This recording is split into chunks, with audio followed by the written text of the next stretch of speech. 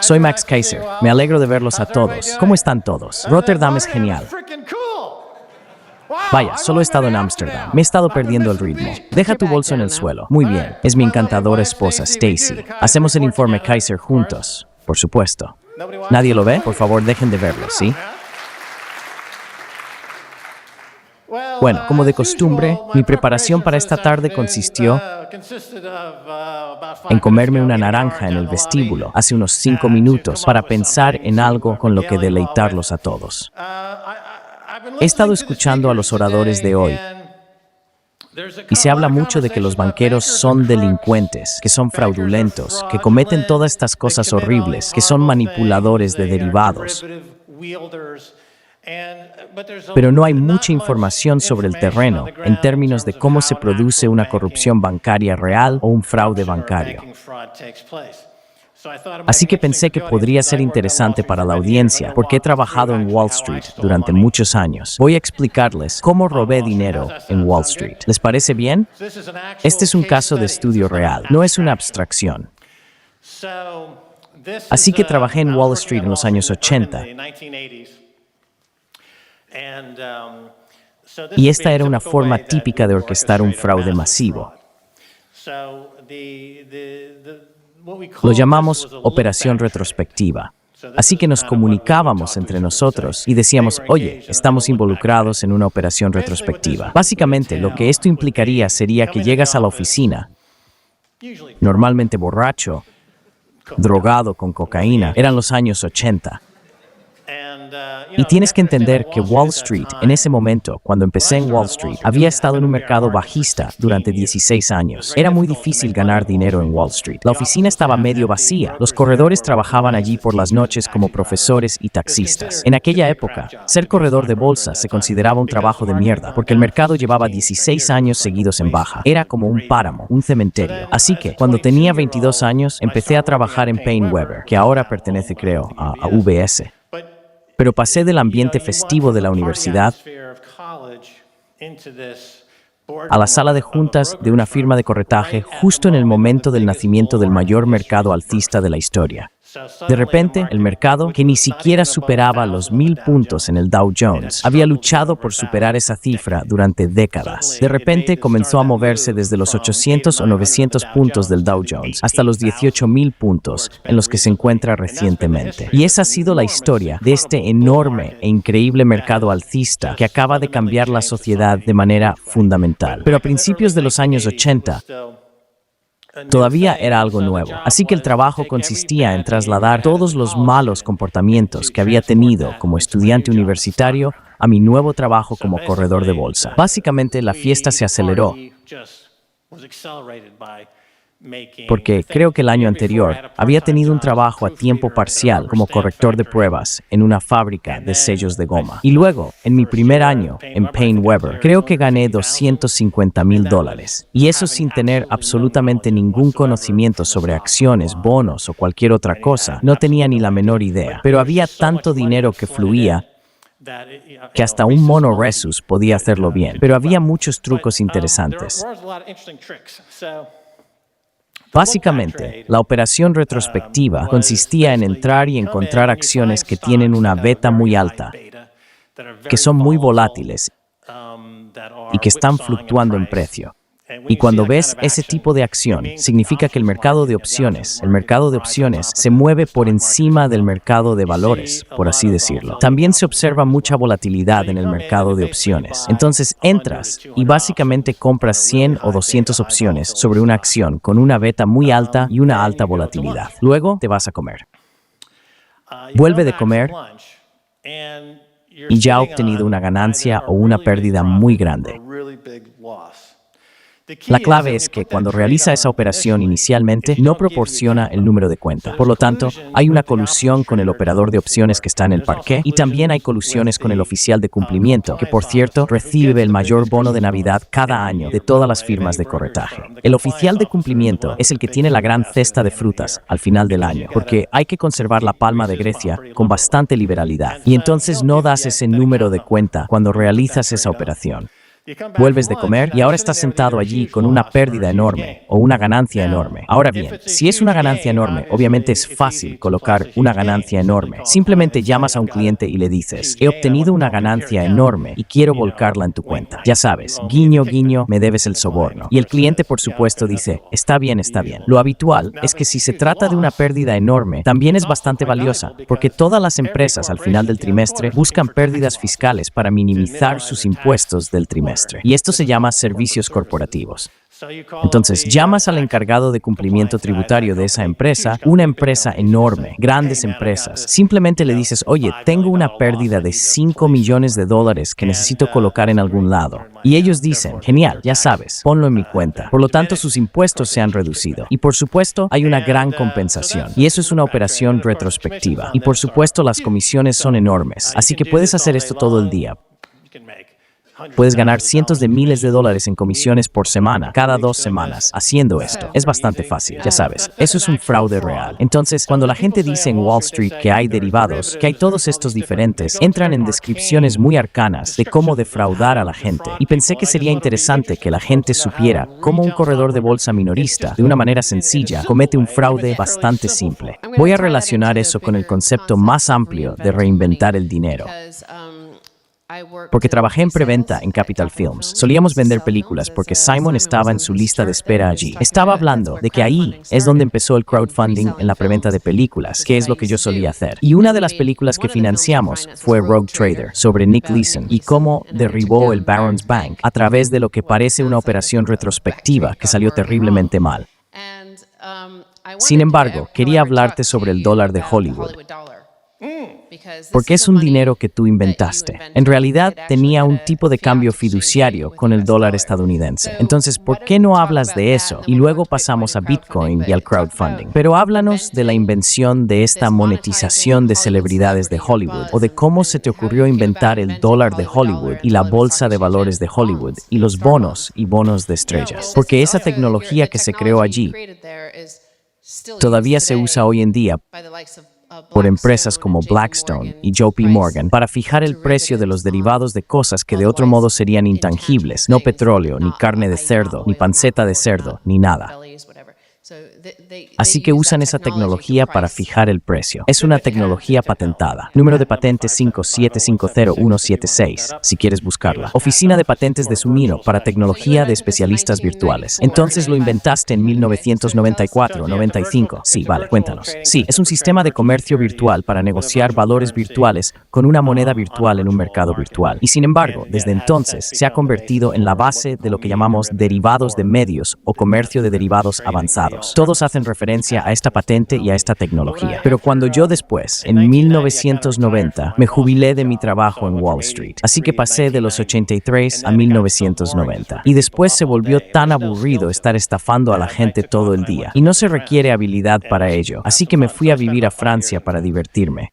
Así que pasé unos 5 años en Francia, simplemente jugando y divirtiéndome. Y entonces mi amigo, que desde entonces se había convertido en un pez gordo de Hollywood, me visitó y me trajo una idea para un guión, un tratamiento para un guión que le vendió a Harvey Weinstein de Miramax. Y me dijo, ¿por qué no vienes a Los Ángeles y produces esta película? Así que fui a Los Ángeles y pusieron esa película en marcha, lo que significa que básicamente la abandonaron y yo no tenía nada que hacer. Entonces volví a hablar con mi viejo amigo de Wall Street y le dije, sabes, esta ciudad, Los Ángeles, es la ciudad más aburrida del mundo y nadie sabe nada sobre. Intento hablar sobre el mercado de valores y todo el mundo dice, obvio, el dinero, obvio. Así que le dije, ¿por qué no creamos la bolsa de valores de Hollywood? Bueno, se basa únicamente en los ingresos de taquilla. Haremos películas, acciones, haremos estrellas, bonos. Y él dijo, bueno, eso es genial. Puso $500,000 y fui a un integrador llamado Cambridge Technology Partners y finalmente gastaron más de $40 millones en este proyecto. Pero empezamos con $500,000. Esto fue antes de la web 2.0. Bueno, antes de la web 2.0 podías simplemente hacer clic, tomar fotos y publicar y simplemente tomar cosas del estante y crear ese entorno. En realidad teníamos que hacerlo. Tuvimos que crear software desde cero. Entonces, intercambiar un valor virtual en una bolsa virtual con dinero virtual fue un desafío para crear paridad de precios entre miles de estos valores. Entonces, creé algo llamado tecnología de especialista virtual, que es la capacidad se basa en el dólar de Hollywood, que es el primer dólar digital o electrónico sobre el que escribió el New York Times y que era totalmente convertible a dólares estadounidenses. Cuando solíamos intercambiarlos en eBay por 1 a 1 millón, era el tipo de cambio con el que trabajábamos. Y nunca tuvimos problemas como los que tiene Bitcoin ahora, donde dicen que no se puede intercambiar por dólares. No, en ese momento había una gran novedad y no lo vieron como una amenaza. La amenaza vino de la MPA, que se sintió amenazada por la idea de que estábamos controlando la ventana de comercialización de la industria cinematográfica, porque la industria cinematográfica se basa en las ganancias de taquilla del fin de semana de estreno y gastan todo eso. Si una película cuesta $100 millones, gastan 100 millones en comercialización e intentan que esa ventana de apertura de los primeros 3 días del estreno sea grande. Y luego esos son mercados secundarios, televisión, cable, extranjeros. Entonces, los 100 millones o ese enorme presupuesto de comercialización se basa en la publicidad y la percepción. Entonces, la Bolsa de Valores de Hollywood decía que la próxima película de Tom Cruise que se estrene dentro de un año realmente valdría la pena, según este mercado, y que su recaudación en Estados Unidos sería de $90 millones, lo que sería una decepción para el estudio, teniendo en cuenta el mercado. Así que los estudios se dieron cuenta rápidamente de que esto les iba a acabar costando caro, y finalmente se pusieron de acuerdo y desmantelaron la empresa, lo que nos metió en problemas enormes y prolongados, y básicamente le dieron el golpe de gracia, de la misma manera que hicieron con Kim.com en Nueva Zelanda. Básicamente, inventaste un mercado de valores que tenía más volumen que el Dow Jones. Era el mercado de valores líder en volumen del mundo. Y fue por eso, porque sabía que habías creado el dólar de Hollywood, que John Matonis se puso en contacto conmigo a finales de 2010 o principios de 2011 y me dijo que iba a estar en París, donde hicimos el informe Kaiser. Y él dijo que estaba explicando algo llamado Bitcoin y todo lo que pude entender fue que era una moneda digital. Entonces le dije, Max, tenemos un invitado que va a hablar sobre una nueva moneda digital y tú sabes sobre monedas digitales, pero cuando hiciste la entrevista, viste el proceso de descubrimiento y dijiste, esto no es así. Sí, al principio pensé que era otro tipo de estafa a mi tecnología, ya que había habido muchas, como el mercado de análisis de políticas de John Poindexter en Washington, el mercado de características terroristas. El otro mercado en Irlanda, en el que se habló de las estafas, fue el de los empleados de HSX, que me estafaron de nuevo, sin darme crédito, y otras estafas más. Y pensé, oh, esto suena como otra estafa. Pero luego, durante la entrevista, me di cuenta de toda la belleza de las criptomonedas. Porque piensen en una moneda virtual como un sustituto del dinero fiduciario, mientras que las criptomonedas son un sustituto del oro. En verdad, es un verdadero sustituto del oro, y es extraordinario. Y es tan hermoso que las ideas detrás de él son realmente estéticamente impresionantes. Y muchas personas que entraron en el primer año de Bitcoin sufrieron crisis nerviosas.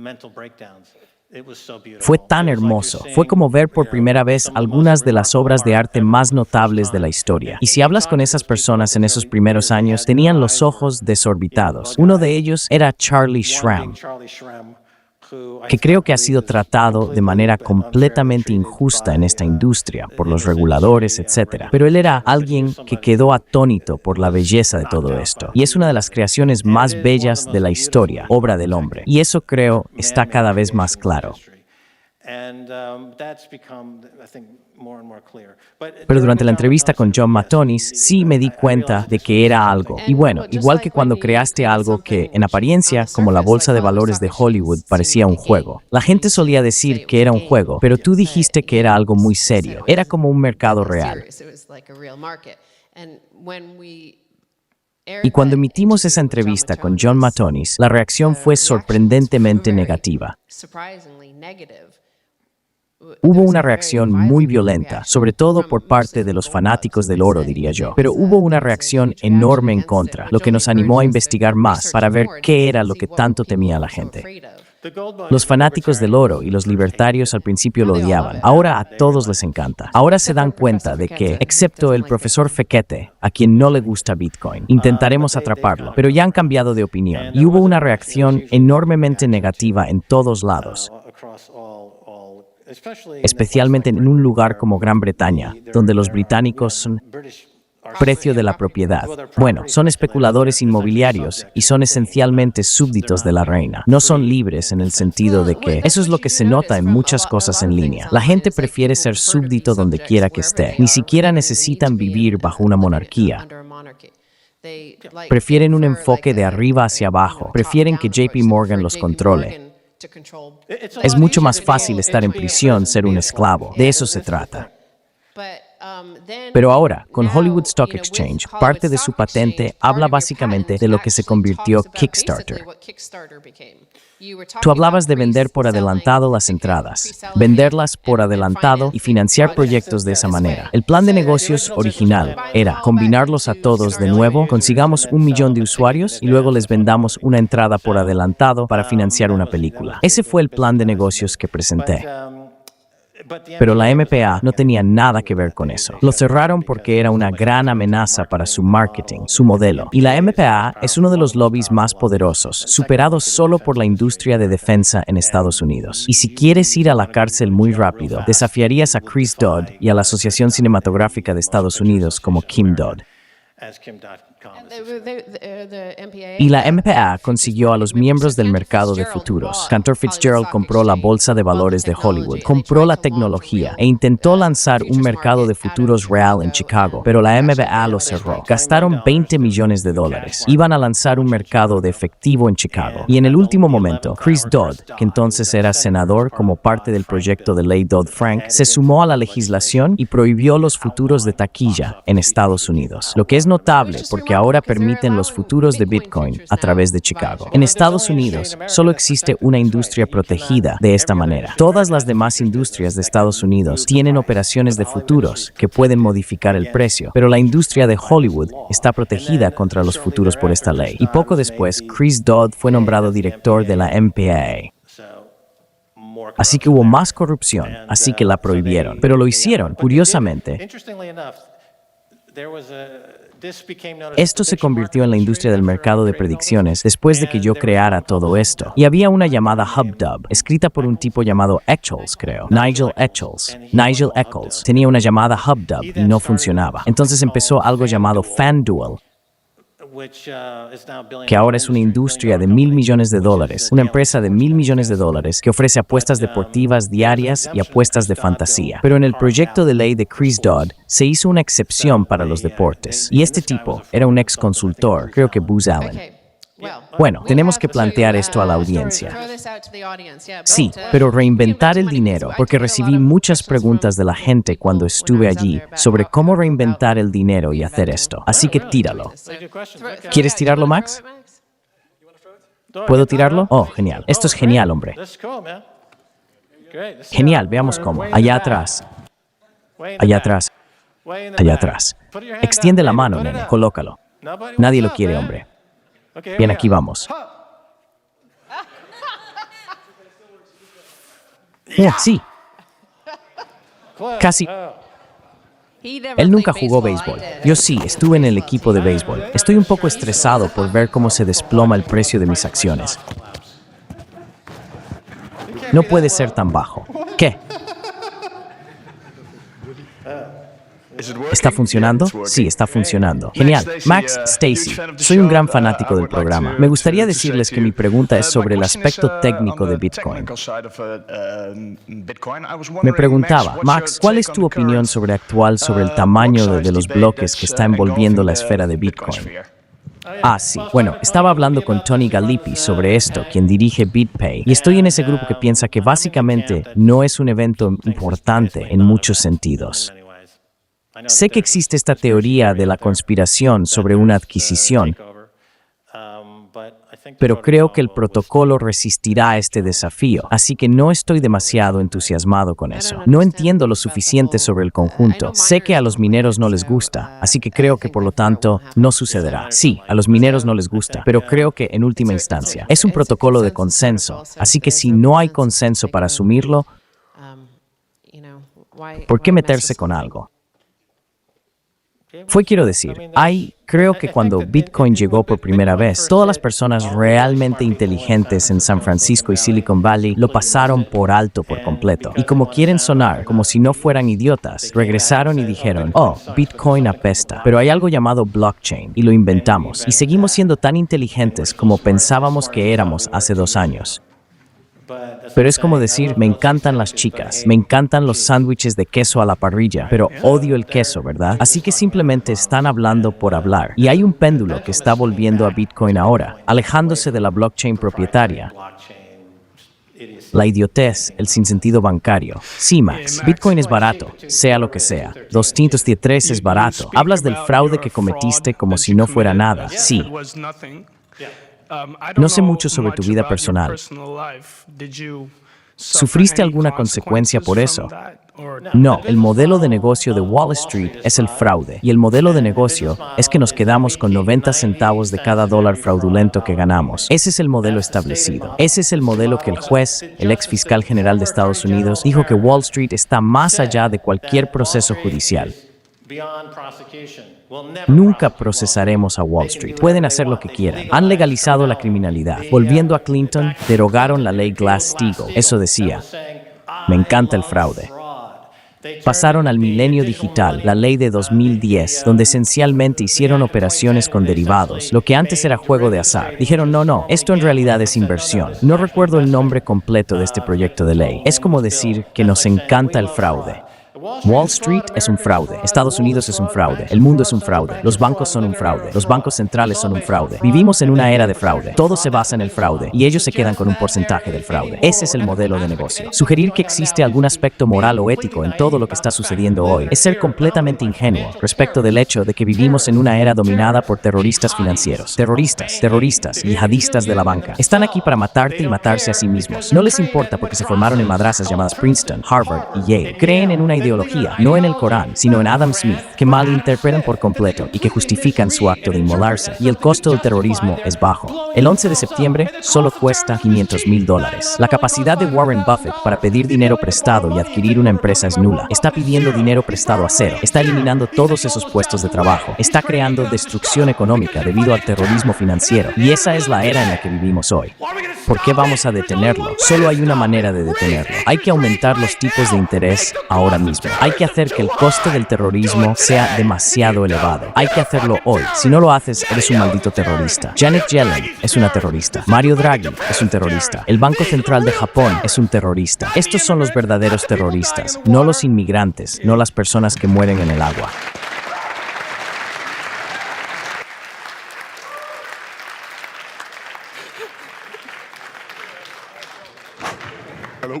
Oye, hola, aquí viene una pregunta. Bueno, una pequeña pregunta. Max, me importa si tú, Max, te sientas. Aquí estoy. En ese momento, me importaban unas cuantas monedas Max. ¿Qué debería hacer con ellas? ¿Monedas Max? Esa era mi pregunta. Entonces, ¿qué estaba pasando? Se llama curiosidad y saber de lo que estás hablando. Habíamos estado hablando de Bitcoin durante unos 3 años. Y de repente, la gente me empezó a tuitear, ¿has oído hablar de esta moneda o de aquella otra? Y yo les pregunté, ¿qué son todas estas otras monedas? Hicimos un episodio sobre algunas de estas monedas alternativas que estaban surgiendo y nos contactaron unos estudiantes de la Universidad de Bristol, donde un criptógrafo muy conocido enseña y fue su profesor. Nos dijo, les mostraré cómo crear una moneda. Y lo haremos en vivo por televisión. Entonces pensé, bueno, muéstrame. Y en realidad fue un proceso bastante más largo de lo que pensaba. Hubo muchas preguntas. ¿Cuántas monedas quieres crear? ¿Qué tipo de algoritmo? ¿Qué tipo de hash? Todo eso? Así que yo mismo pasé por el proceso físico. Y cualquiera aquí puede hacer por sí mismo para crear su propia moneda. No significa que cualquiera la vaya a usar, pero crea tu propia moneda para ver cuál es el proceso. Así que quería mostrarle a la audiencia el proceso de creación de una moneda y qué hay detrás de estas monedas alternativas y qué las diferencia de las demás. Así que me ayudó, como persona que no es programadora y tiene conocimientos de tecnología, a entender qué era lo que realmente diferenciaba a cada una de estas monedas alternativas. Así fue el proceso. Me ayudó con la minería, pero ¿qué es eso? Me ayudó a aprender a extraer monedas. Te enseñó a extraerlas. Sí, bueno. Hay que hacerlo para descubrirlo. Hay que hacerlo simplemente para aprender. Esa es la mejor manera. Así es. Así que las conservaré y simplemente las conservaré. ¿Has empezado a extraer otras monedas desde entonces? No. ¿No? ¿O debería hacerlo? No. Eso es interesante. Está bien. Siguiente. Gracias. Gracias. Gracias.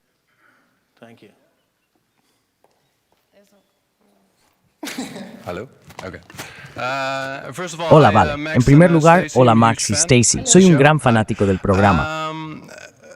Cuando veo a los reguladores o incluso a los jueces, cuando veo que promulgan nuevas leyes como la ley de Washington,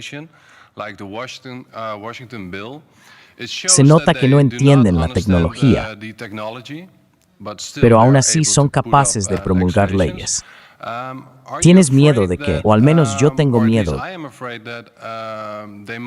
de que promulguen una nueva legislación que nos haga quedar rezagados en la escena de Bitcoin? Creo que esa es la razón por la que Simon Dixon se mudó a Hong Kong, para tener más libertad en ese espacio. Así que sí. Bueno, quiero decir, tal como Max estaba explicando sobre el proyecto de ley de Frank Dodd, que tiene una excepción extraña para los mercados de futuros, solo en los futuros de taquilla de Hollywood, pero luego se le da una exención a los deportes.